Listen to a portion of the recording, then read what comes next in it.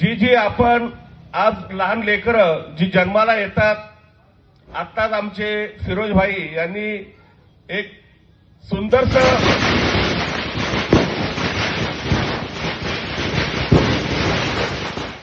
असं त्यांनी एक व्यक्तिमत्व त्यांच्या पद्धतीने सादर केलं की लहान मुलावरती आपण जे संस्कार घडवतो तेच होतंय.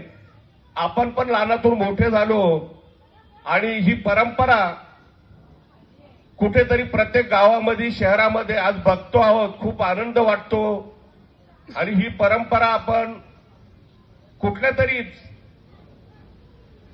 माध्यमातून आपण बरेचसे राजकीय नेतृत्व पुढारी असतील, परंतु त्यात माझे भाचे पंकजी गायकवाड यांनी हा जो उपक्रम राबवायला घेतलेला आहे, खरोखर मनापासून शुभेच्छा देतो की ही परंपरा आपण राबवत असताना आपल्या बरोबरीने जनसंख्या किती मोठी आहे हे महत्वाचे नाहीये, पण हे आज लहान बालं बसलेले आहेत हे खूप आनंद आहे.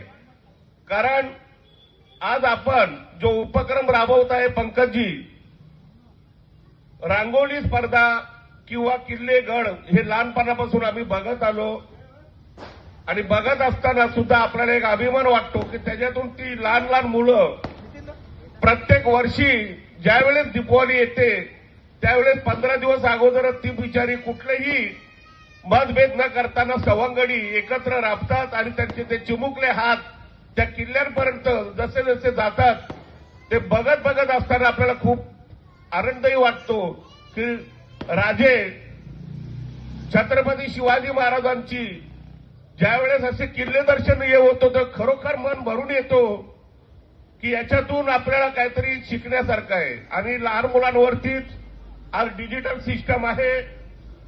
आमच्या वेळी पण आमच्या आई वडिलांनी खेळणं वगैरे दिले लहान असताना का खूप मजा यायची.